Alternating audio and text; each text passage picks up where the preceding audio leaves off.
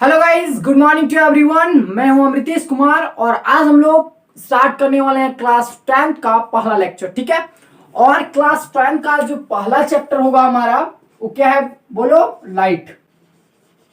Light light मतलब बहुत interesting. Light मतलब बहुत इंटरेस्टिंग चैप्टर। चलो, यानी कि लाइट चैप्टर, लाइट का मतलब होता है प्रकाश, सबको पता होगा क्या? गुड।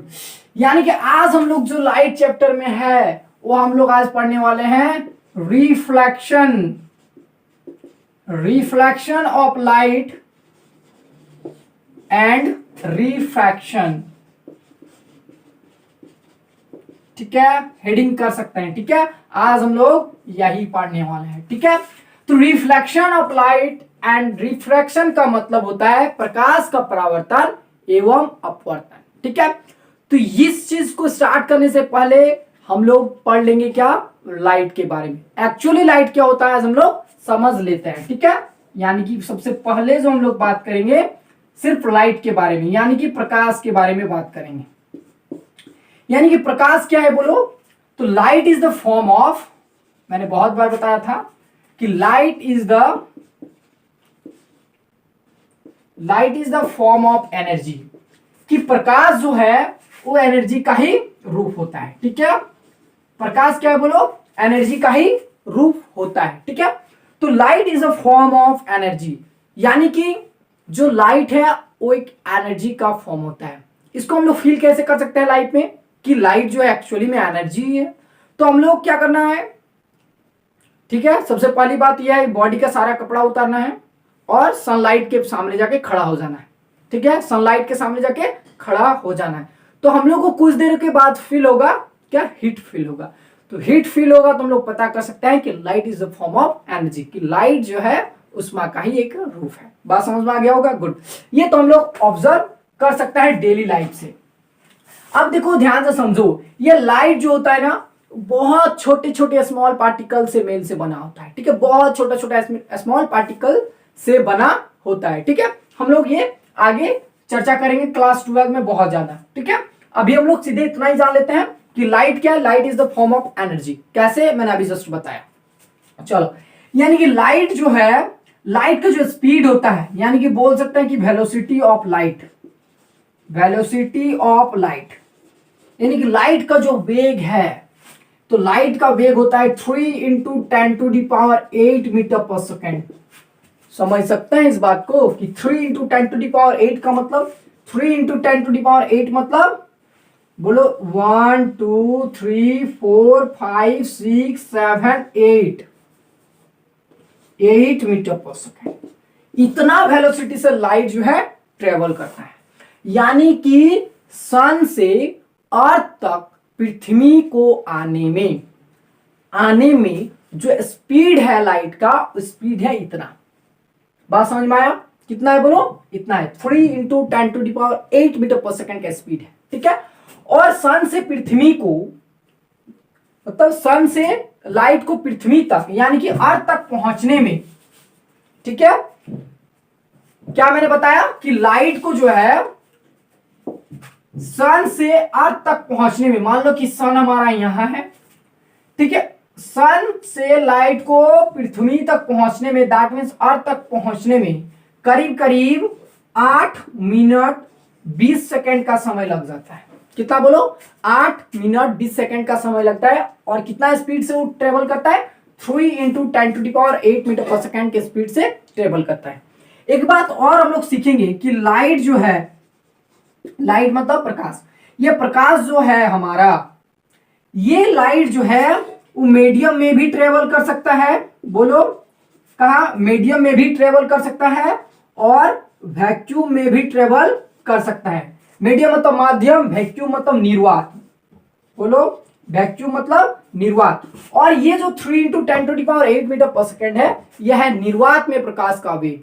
यानी कि वैक्यूम में जो वेलोसिटी ऑफ लाइट होता है वो होता है 3 इंटू 10⁸ मीटर पर सेकेंड। ठीक है, यानी कि मीडियम जो है वैक्यूम में और मीडियम में भी ट्रेवल कर सकता है। कैसे? हम लोग अभी तुरंत ऑब्जर्व कर सकते हैं। चलो, पृथ्वी से यानी कि अर्थ से करीब करीब 300 या 400 किलोमीटर ऊंचाई तक जो है हमारा एटमॉस्फेयर है। ठीक है, क्या है बोलो, हमारा एटमॉस्फेयर है यानी कि वायुमंडल है।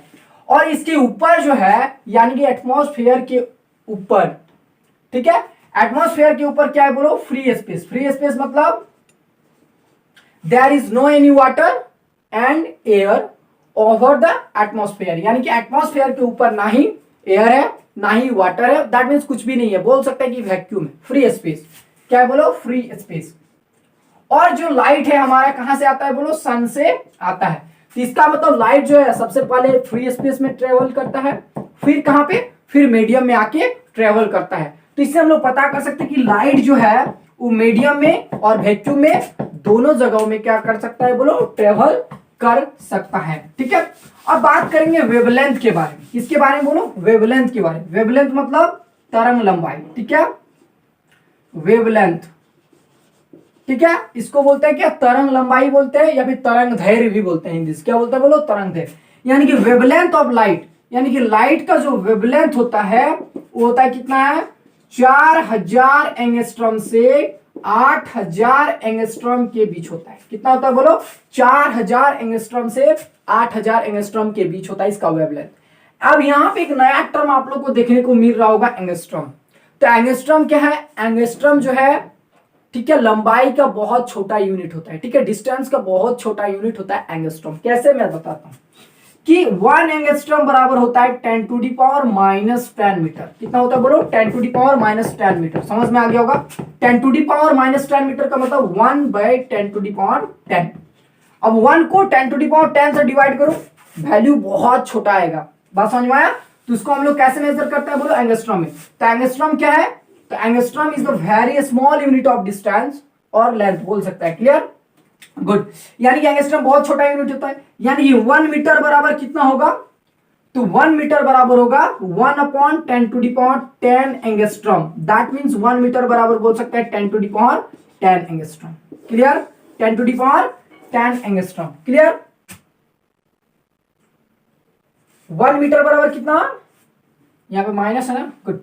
यानी कि ऊपर ले जाएंगे तो 10 टू दी पावर 10 एंगस्ट्रॉम, यानी 1 मीटर बराबर कितना होगा, 10 टू दी पावर 10 एंगस्ट्रॉम होगा।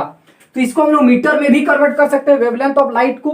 तो वेवलेंथ ऑफ लाइट को हम लोग मीटर में भी क्या कर सकते हैं बोलो, कन्वर्ट कर सकते हैं। कैसे, हमारे पास है 4000 एंगस्ट्रॉम।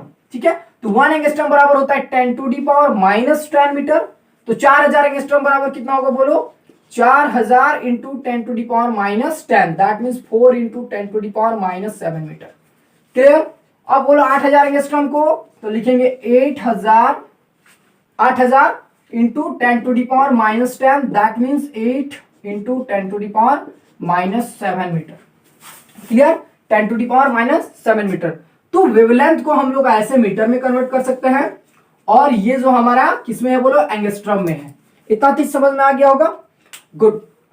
अब बात क्या है कि किसी भी ऑब्जेक्ट को जो है, कोई भी ऑब्जेक्ट हो, किसी भी ऑब्जेक्ट को हम लोग लाइट के सहायता से देख सकते हैं। अगर लाइट ना हो तो किसी भी ऑब्जेक्ट को, इस दुनिया में कोई भी ऑब्जेक्ट हो, उस ऑब्जेक्ट को हम लोग बिना लाइट की सहायता से देख नहीं सकते हैं। इसको हम लोग कैसे ऑब्जर्व करेंगे, यस, ऑब्जर्व करेंगे एक डार्क रूम में। सपोज करो कि दिन ही है, सपोज करो डे है, डे में तो बहुत सारा लाइट होता है, चारों तरफ से लाइट ही लाइट है। अब मान लो कि डे में ही क्या करता है, हम किसी डार्क रूम में पहुंच जाते हैं, तो डार्क रूम में क्या होगा बोलो, बहुत ज्यादा अंधेरा होगा। अब अंधेरा होगा तो क्या होता है, हमको बहुत कुछ भी नहीं दिखाई देगा, कुछ भी नहीं। रात को हम लोग ऑब्जर्व किए होंगे कि रात में लाइट बहुत कम होता है, जो भी होता है मून का लाइट वो अलग बात है। लेकिन क्या होता है एक्चुअली में, क्या होता है, जैसे हम लोग बात करेंगे, अगर बात करेंगे अमावस्या का, अमावस्या एक टाइम होता है, उस टाइम में क्या होता है, चांद ढका होता है, यानी कि जो मून का रोशनी है वो पृथ्वी तक नहीं आता, यानी कि बोल सकते हैं पूरा अंधेरा ही अंधेरा। यानी कि हम लोग ये तो पता कर सकते हैं कि अंधेरा में कोई भी वस्तु दिखाई नहीं देता है। लेकिन कैसे दिखाई देता है, सपोज करो कि मेरे पास उस टाइम टॉर्च है, और टॉर्च का डायरेक्शन जिस डायरेक्शन में होगा, यानी कि टॉर्च का लाइट जिस डायरेक्शन में होगा, उस डायरेक्शन में जितना सारी वस्तु है, जितना सारा ऑब्जेक्ट है, वो ऑब्जेक्ट हमको दिखाई देगा। लेकिन कब दिखाई देगा, जब उस ऑब्जेक्ट का इमेज हमारे आंखों पर बनता है। जैसे मैं समझाता हूं, जैसे मान लो एक हमारा क्या है, डार्क रूम है। इस डार्क रूम में हमको कुछ भी चीज दिखाई नहीं दे रहा है। सपोज करो कि लाइट आके इस ऑब्जेक्ट पर पड़ा, तो ये ऑब्जेक्ट हमको तब दिखाई देगा जब इस ऑब्जेक्ट का इमेज हमारे आईज पर हो बनेगा। बोलो, इस ऑब्जेक्ट का इमेज हमारे आईज पर आके बनेगा तभी हम उस ऑब्जेक्ट को देख सकते हैं। ठीक है, यानी कि लाइट आया, सबसे पहले लाइट कहां है बोलो, इस लाइट जो है ऑब्जेक्ट पर आके पड़ा और इस ऑब्जेक्ट का इमेज हमारे आईज पर बना। कहां पे बना, हमारे आईज पर इसका ऑब्जेक्ट का इमेज बनेगा तभी हम उस ऑब्जेक्ट को देख सकते हैं। अगर उस ऑब्जेक्ट का इमेज हमारे आईज पर क्लियरली बन रहा है तो इस ऑब्जेक्ट को हम लोग क्लियरली देख सकते हैं। अगर इस ऑब्जेक्ट का इमेज हमारे आईज पर क्लियरली नहीं बन रहा है तो फिर उस ऑब्जेक्ट को हमको कैसा दिखाई देगा बोलो, धुंधला दिखाई देगा।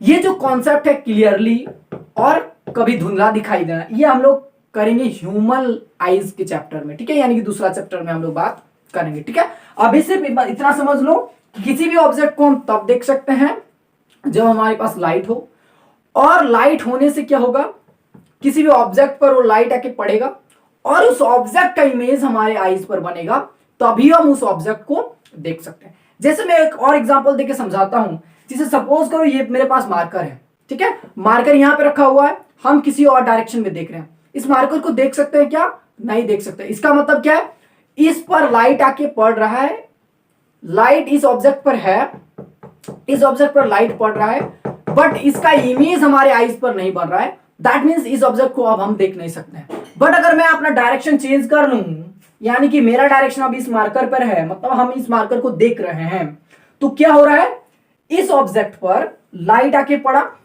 और इस ऑब्जेक्ट का इमेज हमारे आईज पर बन रहा है, तब हम इस ऑब्जेक्ट को क्लियरली देख रहे हैं। क्लियर? अगर मान लो इस ऑब्जेक्ट को मैं काफी दूर भेज दूं, बहुत दूर में रख दूं, तो ये ऑब्जेक्ट मेरे पास क्या होगा, दूर दिखाई देगा, मतलब छोटा दिखाई देगा। इसका मतलब ये भी चीज समझ सकते हैं, किसी ऑब्जेक्ट को अगर आई से हम दूर ले जाएंगे तो ऑब्जेक्ट हमको छोटा दिखाई देता है, और इस ऑब्जेक्ट को अगर हम आईज के सामने ले आएंगे तो ये जो है, ये जो ऑब्जेक्ट है, इस ऑब्जेक्ट का हमको एक्चुअल हाइट, लेंथ और सब कुछ दिखाई देगा। बात समझ में आया? तो ये हम लोग पूरी तरह से डिस्कशन करेंगे ह्यूमन आईज चैप्टर में। ठीक है, तो लाइट इतना तो समझ में आ गया होगा कि किसी भी ऑब्जेक्ट को देखने के लिए हमको लाइट चाहिए। इसका मतलब है कि light is most important in our daily life. तो डेली लाइफ के लिए क्या होता है, हमको लाइट का होना बहुत जरूरी है। क्लियर? इसीलिए कहा गया है कि नेचर के साथ खिलवाड़ नहीं करना चाहिए, क्योंकि नेचर में सन है और सन ही क्या करता है, सबको जीवन देता है। ऐसा नहीं कि वाटर भी है, बट सन का भी एक महत्वपूर्ण भूमिका है। ठीक है, तो क्या करना है, हमको अपने इन्वायरमेंट को बचा के रखना है। क्लियर? ताकि आने वाले पीढ़ी भी इसका लाभ उठा सके, और हम लोग तो उठा ही रहे हैं, क्या मस्ती तो लगी रहा है। चलो अब हम लोग बात करेंगे क्या, रिफ्लेक्शन ऑफ लाइट। किसके बारे में बोलो, reflection of light. Reflection of light का मतलब, रिफ्लेक्शन ऑफ लाइट, देखो रिफ्लेक्शन ऑफ लाइट का मतलब होता है प्रकाश का परावर्तन। प्रकाश का परावर्तन, तो प्रकाश का परावर्तन कैसे होता है अब हम लोग समझते हैं। सबसे पहले समझेंगे कि रिफ्लेक्शन ऑफ लाइट क्या है, फिर मैं आगे कुछ बताऊंगा। ठीक है, देखो मान लो मेरे पास एक रिफ्लेक्टिंग सरफेस है। कैसे सरफेस है बोलो, रिफ्लेक्टिंग सरफेस है। इसका निचला पार्ट मान लो पॉलिश किया हुआ है, ये एक रिफ्लेक्टिंग सरफेस है। रिफ्लेक्टिंग सरफेस को हिंदी से क्या बोलेंगे बोलो, परावर्तक पृष्ठ या फिर सतह। ठीक है, तो रिफ्लेक्टिंग सरफेस, रिफ्लेक्टिंग सरफेस। ठीक है, तो रिफ्लेक्टिंग सरफेस में क्या होगा, सपोज करो कि ये जो रिफ्लेक्टिंग सरफेस है दो मीडियम को अलग अलग कर रहा है। ठीक है, एक है एयर, मान लो नीचे में ग्लास है या फिर कुछ भी है, मैं मान लेता हूं ग्लास है। ठीक है, लाइट रे मान लो कि एयर में आया और इस रिफ्लेक्टिंग सरफेस से आके टकराया, और टकराने के बाद चूंकि ये पॉलिश्ड है, ये क्या है बोलो, पॉलिश्ड किया हुआ है नीचे तरफ, तो दैट मीन्स इसका जो ऊपरी भाग है ये रिफ्लेक्टिंग सरफेस है।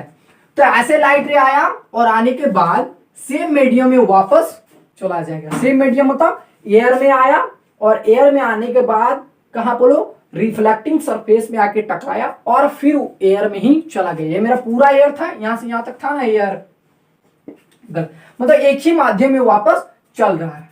अब मैं क्या करता हूं, मान लो यहां पे एक नॉर्मल लाइट में पास कर रहा हूं।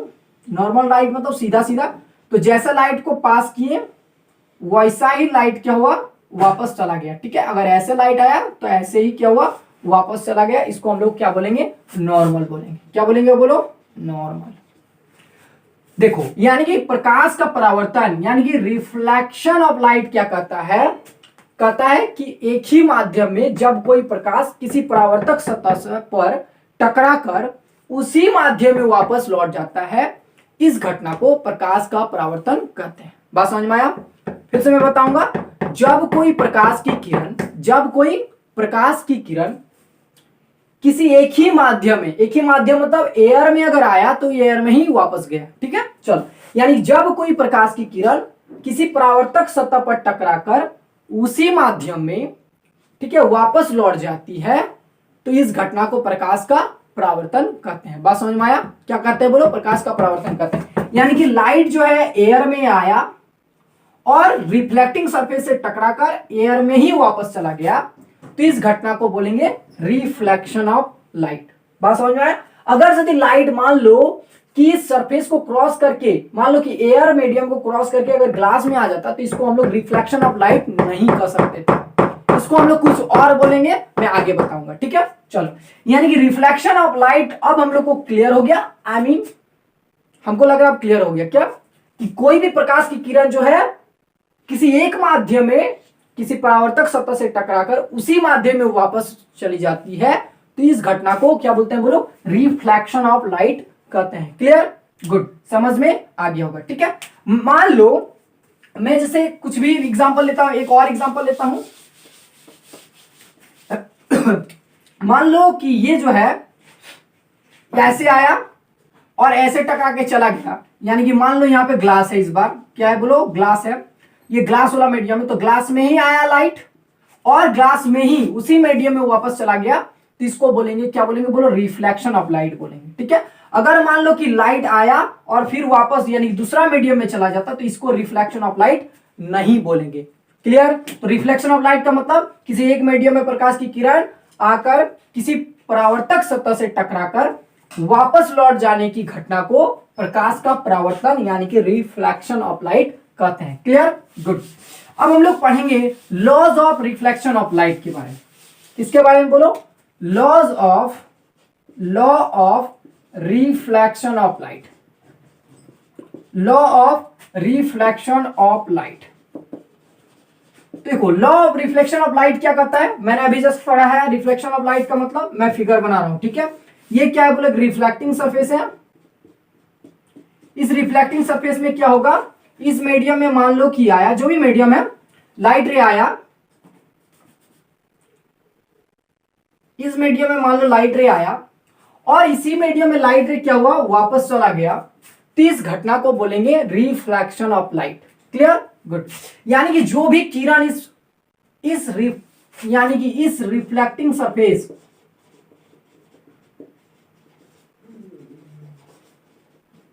इस रिफ्लेक्टिंग सरफेस पर आ रहा है, इस लाइट रे को बोलेंगे हम लोग इंसिडेंट रे। क्या बोलेंगे, बोलो, इंसिडेंट रे। क्या बोलेंगे, बोलो, इंसिडेंट। इंसिडेंट रे को हिंदी से क्या बोलते हैं, आपतित किरण। क्या बोलते हैं, बोलो, आपतित किरण। क्लियर। और जो ये रिफ्लेक्टिंग सरफेस से टकरा कर जो वापस जा रहा है, ठीक है, वापस जा रहा है, इसको बोलेंगे हम लोग, इसको क्या बोलेंगे, बोलो, इसको बोलेंगे रिफ्लेक्टेड लाइट रे। ठीक है, रिफ्लेक्टेड लाइट रे यानी कि प्रकाश का परावर्तित किरण। ठीक है, प्रकाश का परावर्तित किरण। क्लियर, बात समझ में आया? अब इसमें क्या कर रहे हो, एक नॉर्मल इंसिडेंट कराओ, तो इसको बोलेंगे नॉर्मल बोलेंगे।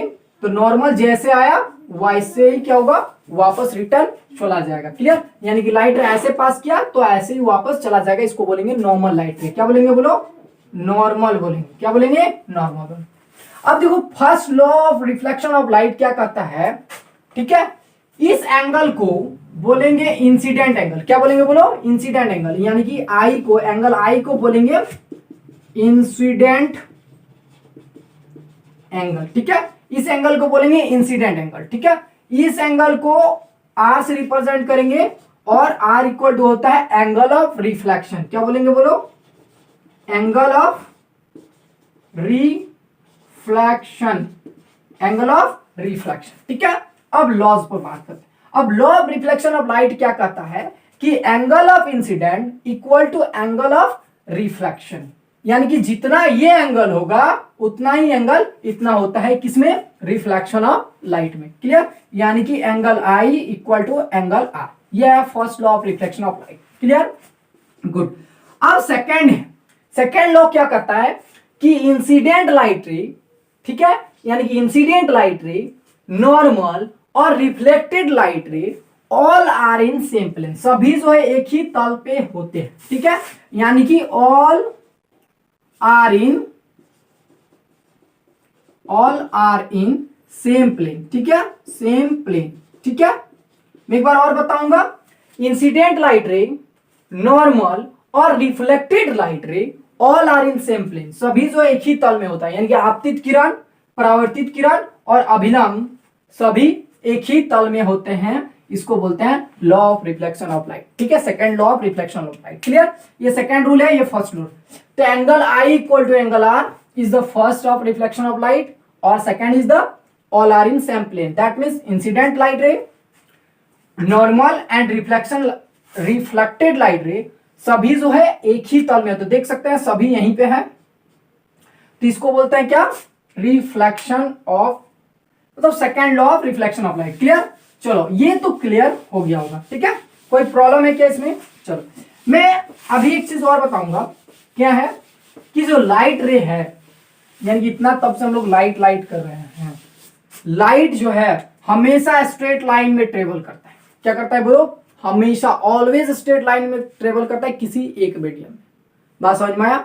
हमेशा ये तब तक अपना डायरेक्शन नहीं चेंज करती है जब तक कि इस पर कोई परावर्तक सतह यानी कि रिफ्लेक्टिंग सरफेस ना हो। क्लियर, इतना तो समझ में आ गया। नहीं तो ये एक मीडियम में हमेशा जो स्ट्रेट लाइन में ट्रेवल करती है और इसको हम लोग नाम दे देते हैं, क्या बोलते हैं? Ray of light. क्या बोलते हैं बोलो? इस लाइट को क्या बोलेंगे आप? रे ऑफ लाइट, यानी कि प्रकाश की किरण बोलते हैं। क्लियर, इतना तो समझ में आ गया होगा।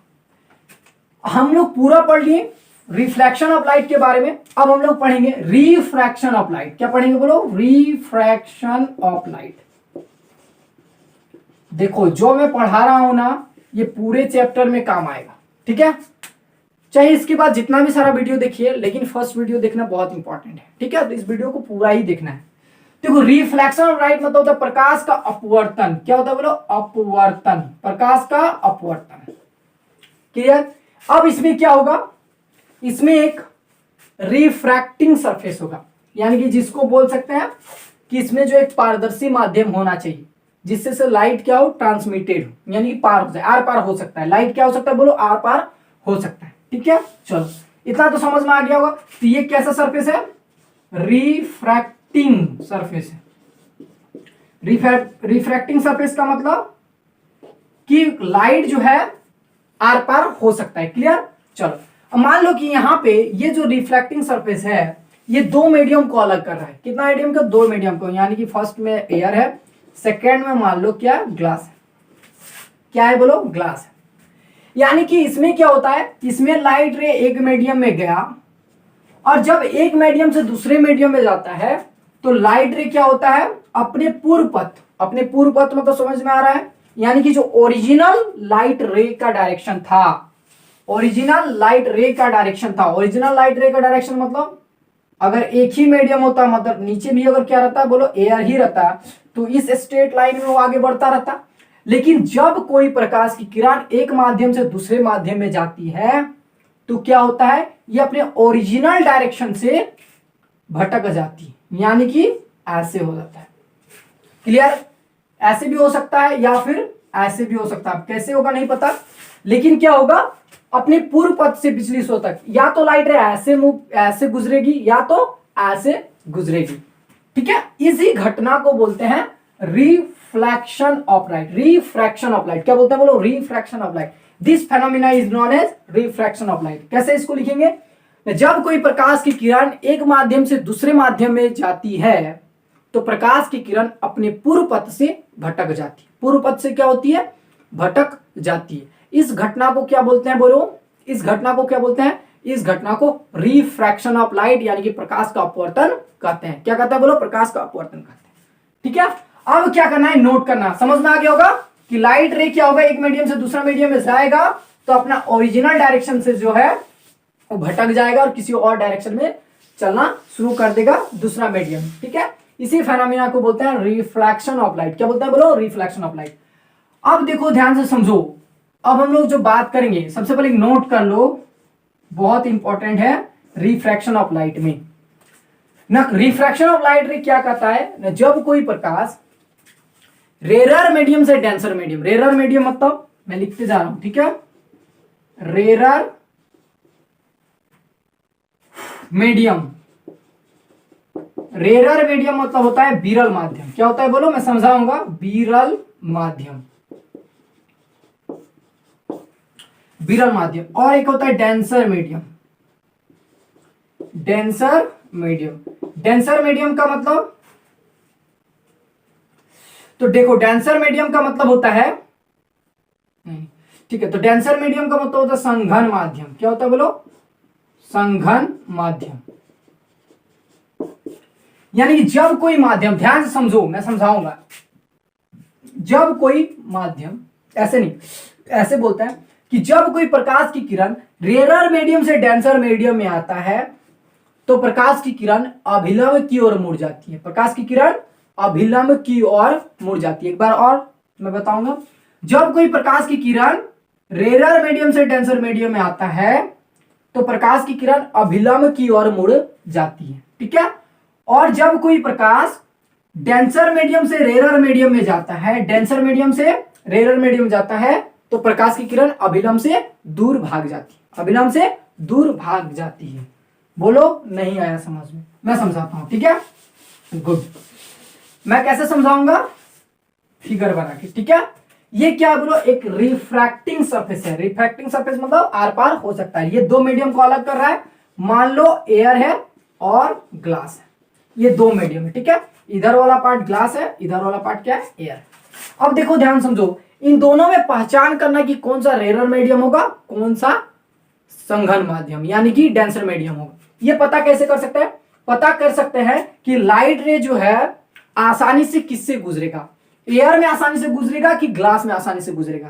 तो इसका पता कैसे करेंगे कि जिसका मॉलिक्यूल्स जितना पास पास हो वो होगा डेंसर मीडियम, जिसका मॉलिक्यूल जितना पास पास हो, जितना चिपका रहेगा उसको बोलेंगे डेंसर मीडियम। अब हम लोग को पता है कि एयर का जो मॉलिक्यूल्स होता है बहुत दूर दूर होता है, मतलब वीक हो सकता है, बोल सकता है, यानी कि ग्लास और एयर की तुलना में एयर वाला मीडियम जो है बहुत वीक होगा। क्या होगा बोलो, वीक होगा। तो इसका मतलब ये जो एयर है, एयर हो जाएगा बोलो, इस केस में होगा एयर होगा रेरर मीडियम। क्या होगा बोलो, रेरर मीडियम होगा। और इसमें होगा बोलो डेंसर मीडियम, ये होगा डेंसर मीडियम। बात समझ में आया। मैं एक और एग्जांपल देता हूं, जैसे यहां पे है, मान लो कि इधर क्या है, ग्लास है, इधर मान लो वाटर है। अब पता करो कि कौन सा मॉलिक्यूल जो है पास पास होगा, कौन सा दूर दूर होगा, मतलब कौन सा रेरर मीडियम है, कौन सा डेरर मीडियम। तो ग्लास का मॉलिक्यूल जो एकदम चिपका रहेगा, बोलो रहेगा कि नहीं, एकदम पूरा चिपका रहेगा। तो इसका मतलब इस केस में क्या है, और एयर का मॉलिक्यूल जो है थोड़ा दूर दूर रह सकता है, यानी कि इस केस में जो है एयर यानी कि ग्लास जो है डेंसर मीडियम होगा। क्या होगा बोलो, डेंसर मीडियम मतलब संघन माध्यम, ये हो जाएगा रेरर मीडियम। क्लियर, समझ में आ गया, गुड। अब चलो मैं फिगर बना के बताता हूं। मैंने अभी जस्ट बताया कि जब कोई प्रकाश की किरण रेरर मीडियम से डेंसर मीडियम में आता है तो प्रकाश की किरण अभिलंब की ओर मुड़ जाती है। क्लियर, चल, यानी कि मान लो ये अभिलंब है, ये क्या है, अभिलंब है, यानी कि नॉर्मल है, यह है नॉर्मल। क्या होगा कि जब कोई प्रकाश की किरण रेरर मीडियम से डेंसर मीडियम में आता है तो क्या होगा, रेरर मीडियम से डेंसर मीडियम में आता है तो अभिलंब की ओर मुड़ जाता है। चलो, यानी कि लाइट रे ऐसे मान लो इंसिडेंट हुआ, ठीक है, यहीं पे इंसिडेंट हो रहा है, थोड़ा अच्छा से बना लो, इंसिडेंट हो गया, यहां से स्ट्रेट लाइन में आके इंसिडेंट हुआ। अगर मान लो कि दूसरा मीडियम ही मेरे पास एयर होता है, मैंने क्या बताया कि प्रकाश की किरण किसी एक माध्यम में हमेशा सरल रेखा में गति करती है, हमेशा स्ट्रेट लाइन में मूव करेगा। तो अगर यहां भी एयर होता तो लाइट रे ऐसे गुजर जाता, सीधा गुजरेगा ना, ऐसे गुजर जाता। लेकिन क्या हो रहा है, लेकिन प्रकाश की किरण एक माध्यम से दूसरा माध्यम में जब जाती है तो प्रकाश की किरण अपने पूर्व पथ से क्या होता है, विचलित हो जाता है, विचलित हो जाता है। और हम लोग पढ़ रहे हैं, अभी जस्ट पढ़े कि जब कोई प्रकाश रेयर मीडियम से डेंसर मीडियम में जाता है तो अभिलंब की ओर मुड़ जाता है। यानी कि अब लाइट रे बोलो डेंसर मीडियम से रेयर मीडियम में जा रहा है, यानी कि एयर से ग्लास में जा रहा है, तो लाइट रे क्या होगा, अभिलंब की ओर मुड़ जाएगा। यानी कि ये लाइट रे अभिलंब की ओर मुड़ जाएगा, यानी कि ये से मुड़ गया, यानी कि लाइट रे ऐसे क्रॉस कर गया। ठीक है, तो इसको बोलेंगे आपतन कोण आई, यानी कि इंसिडेंट एंगल आई। इसको बोलेंगे अपवर्तन कोण, एंगल ऑफ रिफ्रैक्शन। क्या बोलेंगे, एंगल ऑफ रिफ्रैक्शन। तो इस केस में जब कोई प्रकाश की किरण रेयर मीडियम से डेंसर मीडियम में आता है तो क्या होता है बोलो, एंगल ऑफ इंसिडेंट बड़ा होगा। क्या होगा बोलो, एंगल ऑफ इंसिडेंट बड़ा होगा, एंगल ऑफ रिफ्रैक्शन छोटा होगा। क्लियर, याद रखना कि व्हेन द लाइट रे passes from rarer medium to denser medium, then angle of incident is greater than angle of refraction. Clear, इतना तो समझ में आ गया होगा। क्लियर, चलो मैं उल्टा बताता हूं अब। चलो अब मेरे पास एक कॉल है, जैसे ये से समझेंगे, क्या समझेंगे, अब ये समझेंगे। जैसे क्या ये वाला समझते हैं, मान लो कि यहां पे वाटर है इस बार, और यहां पे बोलो एयर है। ठीक है, ये है नॉर्मल, ये है क्या है, नॉर्मल। ठीक है, अब क्या हो रहा है, लाइट रे ऐसे आया, ऐसे मान लो इंसिडेंट हुआ यहां पे, एकदम सीधा करना है, एकदम यहां पे मिलाना है। चलो यहां पे आके मिल गया, लाइट रे ऐसे आया। लाइट रे आप पता करो कि कहां से कहां जा रहा है। ठीक है, ये है वाटर, ये है एयर। अब वाटर की तुलना में एयर का मॉलिक्यूल्स बहुत दूर दूर होगा, यानी कि वाटर होगा स्ट्रॉन्ग, एयर होगा वीक। यानी कि ये हो गया वाटर, यानी कि वाटर होगा डेंसर मीडियम, यानी कि ये है संघन माध्यम और ये है रेरर मीडियम। समझ में आ गया होगा, ये है क्या है, रेरर मीडियम।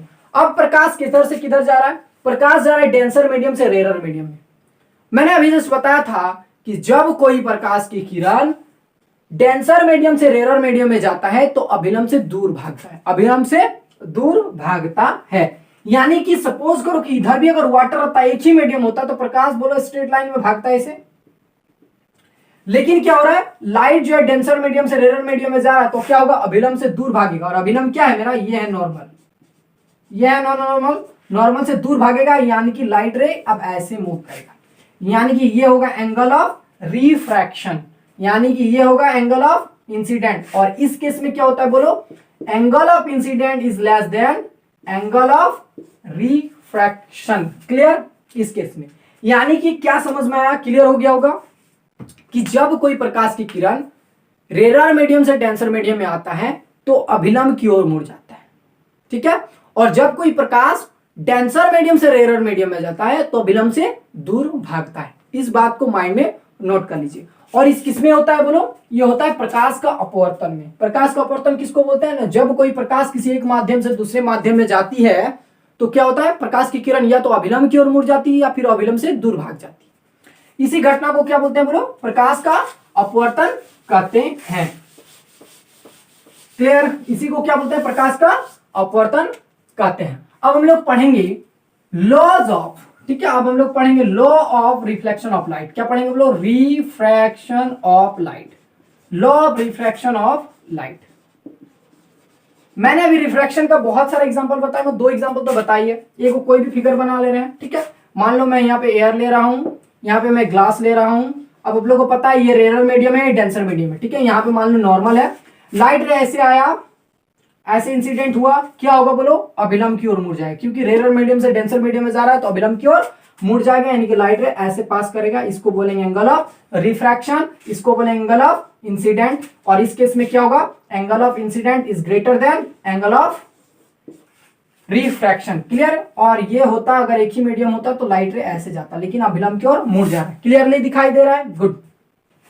देखो फर्स्ट लॉ ऑफ एंगल, देखो फर्स्ट लॉ ऑफ रिफ्रैक्शन क्या कहता है, कहता है कि आपतन कोण का साइन, यानी कि एंगल ऑफ इंसिडेंट का साइन, यानी एंगल ऑफ इंसिडेंट का साइन मतलब साइन आई, ठीक है, और एंगल ऑफ रिफ्रैक्शन का साइन, यानी कि एंगल ऑफ रिफ्रैक्शन का साइन, यानी कि साइन आर, ठीक है, का अनुपात, यानी कि दोनों का रेशियो क्या होता है बोलो, कांस्टेंट होता है।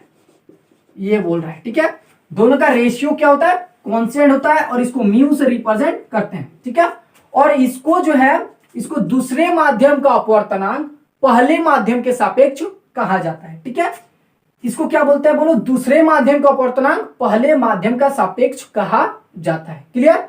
मान लो कि पहला माध्यम का कोई पहला माध्यम 1 है, दूसरा माध्यम 2 है, तो इसको क्या लिखेंगे बोले, लिखेंगे हम लोग म्यू, क्या लिखेंगे, μ12, μ12। μ12 का मतलब दूसरे माध्यम का अपवर्तनांक, दूसरे माध्यम का अपवर्तनांक, ठीक है, पहले माध्यम के सापेक्ष, पहले माध्यम के सापेक्ष। क्लियर।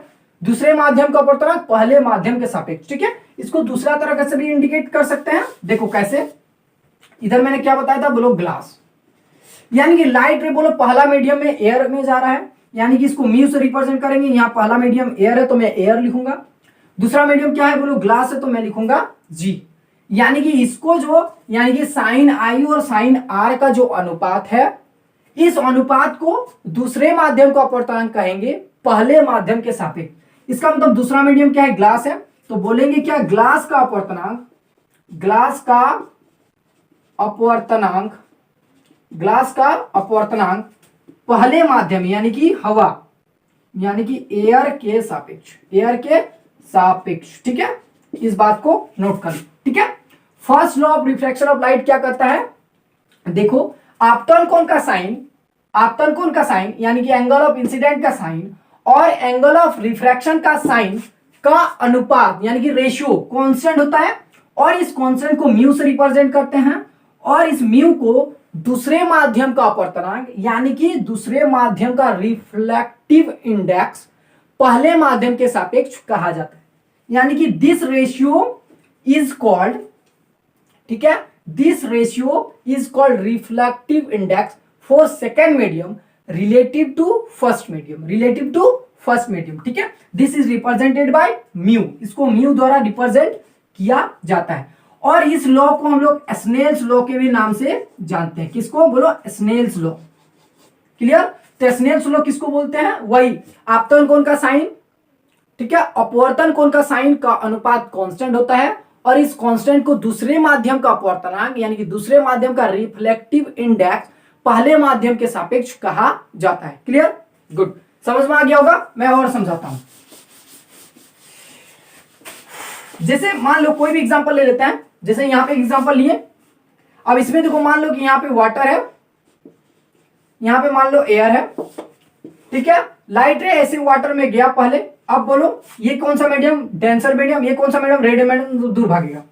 क्लियर, यानी कि ये एंगल आर है, ये एंगल आई है, यानी कि angle r is greater than angle i. ठीक है, इसमें स्नेल्स लॉ लगाएंगे, स्नेल्स लॉ मतलब first law of reflection of light. ठीक है, तो स्नेल्स लॉ क्या बोलेंगे बोलो, आपतन कोण का साइन बटा अपवर्तन कोण का साइन इक्वल टू म्यू, और म्यू को कैसे लिखेंगे बोलो, पहला मीडियम है डब्ल्यू, दूसरा मीडियम है एयर। ठीक है, और इस अनुपात को बोलेंगे दूसरा मीडियम का यानी कि दूसरे माध्यम का अपवर्तनांक पहले माध्यम के सापेक्ष, यानी कि इसको जो बोलेंगे, इसको बोलेंगे एयर का अपवर्तनांक यानी कि एयर का रिफ्लेक्टिव इंडेक्स। ठीक है, बोलेंगे this is called, this is called, this is called, ठीक है, reflective index, reflective index, reflective index for, reflective index for air, ठीक है, रिलेटिव टू वाटर। बात समझ में आया। इसको दूसरे माध्यम का अपवर्तनांक पहले माध्यम के सापेक्ष कहा जाता है, यानी कि बोलेंगे एयर का अपवर्तनांक किसके सापेक्ष बोलो, बोलो वाटर के सापेक्ष। ठीक है, अगर ए म्यू डब्ल्यू लिखा रहता तो ए ड्यू डब्ल्यू का मतलब बोलेंगे sine I upon sine R, और इसको बोलेंगे बोलो, इसको बोलेंगे जल का अपवर्तनांक, वाटर जल का अपवर्तनांक हवा के सापेक्ष। ठीक है, ए म्यू डब्ल्यू का मतलब। ठीक है, अगर ए म्यू जी रहता तो क्या बोलेंगे, ग्लास का अपवर्तनांक हवा के सापेक्ष। अगर मान लो ऐसे रहता जी म्यू ए रहता तो क्या बोलते बोलो, एयर है तो बोलेंगे एयर का अपवर्तनांक किसके सापेक्ष बोलो, ग्लास के सापेक्ष। आई थिंक क्लियर में क्लियर हो गया होगा। ठीक है, चलो इसको बोलते हैं first law of reflection of light, इसी को बोलते हैं स्नेल्स लॉ। ठीक है, अभी पढ़ लो, 12th में बहुत काम देगा। चलो क्लियर हो गया। अब दूसरा क्या है, सेकेंड है हमारा रिफ्लेक्शन ऑफ लाइट क्या होता है, देखो यानी कि कोई भी लाइट रे ऐसे आया, ये नॉर्मल था, मान लो अभिलंब की ओर मुड़ गया, अभिलंब की ओर मुड़ गया, इसको एंगल आई, इसको एंगल आर, तो बोलो यहाँ पे रेयर मीडियम होगा, यहाँ पे डेंसर मीडियम। कोई भी ले लो एग्जांपल, जैसे मान लो यहाँ पे एयर ले लेते हैं, यहाँ पे ग्लास ले लेते हैं। क्लियर? अब देखो इसको बोलेंगे इंसिडेंट एंगल बोलेंगे ना, यानी कि इसको इंसिडेंट एंगल, इसको इंसिडेंट रे बोलेंगे, इसको बोलेंगे रिफ्रैक्टेड रे बोलेंगे। क्या बोलेंगे बोलो? रिफ्रैक्टेड रे बोलेंगे, यानी कि अपवर्तित किरण बोलेंगे। ठीक है, यानी कि देखो आपतित किरण, अपवर्तित किरण और आपतन बिंदु, इसको बोलेंगे क्या? आपतन बिंदु, नॉर्मल पॉइंट बोलेंगे। तो आपतन बिंदु पर डाला गया अभिलंब सभी एक ही तल में होते हैं, यानी इसमें भी बोल सकते हैं कि all are in same plane, इसको बोलते हैं रिफ्लेक्शन ऑफ लाइट का सेकंड रूल। बात समझ में आ गया होगा? ये तो आप लोग को रिफ्रैक्शन और रिफ्रैक्शन समझ में आ गया होगा, प्रकाश का परावर्तन एवं अपवर्तन समझ में आ गया होगा। समझ में आया तो भी कमेंट कीजिए, और नहीं आया तो भी क्या करना है, कमेंट बॉक्स पे कमेंट करना है और हमको बताना है, ताकि हमको भी समझ में आए कि आप लोग को वीडियो कैसा लग रहा है। ठीक है, अब हम लोग मिलते हैं नेक्स्ट वीडियो में, इसी से रिलेटेड मैं न्यूमेरिकल्स बताऊंगा और आगे का सिलेबस को आगे बढ़ाऊंगा। ठीक है, थैंक यू वेरी मच।